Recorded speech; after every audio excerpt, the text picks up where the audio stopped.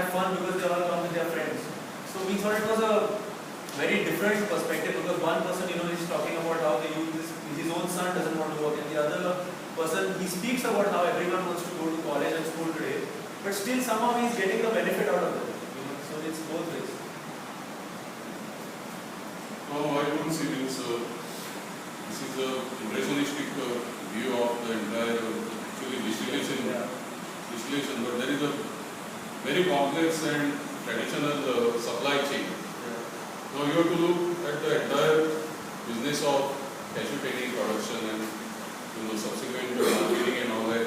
There are two aspects of it. One is what is known as backward integration, and second is what is known as forward integration. Basically, any business model succeeds when you have both backward integration as well as forward integration. You have entire chain in your control. Like here, is totally dependent. It's not clear from what he is doing whether he is growing and processing the cashew. He is dependent on someone. That is very diffuse picture, because there is no guarantee that those suppliers will be always loyal to you. They will be loyal to the market price that you offer for your cashew apples. Because his entire the distillation crop is based on standard model business as usual, where you will get assured supply of cashew apples for distillation. He is not talking anything about that part of it. He is only talking about the process and the product. That is the thing or the drug, as the case may be. The other person is also really spoiled about the backward integration, that he is not talking about cashew plantation which is dedicated only to produce apples for candy production. But these are some sort of very important weaknesses in the entire cashew industry, because nowhere in the world this type of model is sustainable.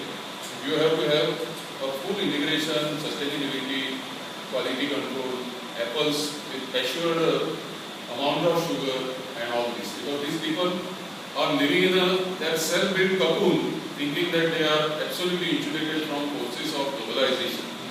They think that somehow they will survive because some people are having some sort of affection for trading. But the issue is not like that. Issue is we have got GIP protection for trading. Now did you discuss, because you said that 1.5 hour or 2 hours cinematography or footage you have, from which you got only the 8 minutes of document. So what is in that footage which you have not been able to actually put here? It's actually like Umesh spoke about mixing and all that. He has elaborated a little bit more on that. And Thomas, the other guy, so as you can realize with the way he spoke, he had a lot of things to offer, but we thought most of those things were kind of irrelevant for a short documentary, because if someone from outside is watching it, he or she will want some things from it. They won't want everything from it. And it was like he spoke about the waste. He was a little off the dramatic chart. He was a little too dramatic with what he was saying.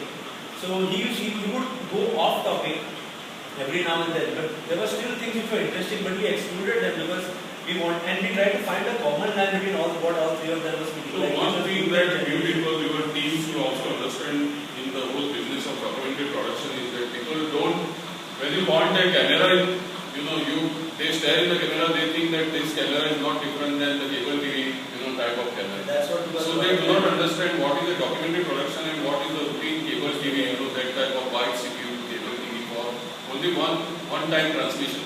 Because cable TV is not seen outside door.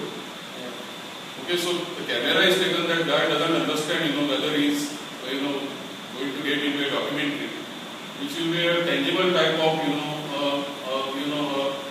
product, as compared to, 10 minutes, 5 minutes or 2 minutes bite, which you can see on the television screen. There is a big difference between them. So that is the problem that we will encounter when interviewing on camera.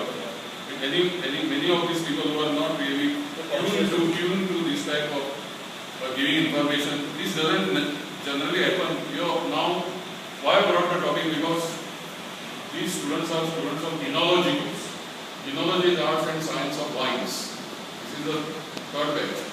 So what they are doing is basically they are watching various feature films and documentaries on wines, including history of wines. Then Mondovino they watched. Then what are the other films you watched on wine? Secret of Sankavituria. Then song on the whole business of sommelier and the wine tasting. Then documentaries were shown to you. The red obsession, how China is now aggressively, coming into the production and marketing and dominating now the French and American wine industry. Then some other documentaries. So dozens of documentaries were shown to them as a part of continuous learning teaching program, and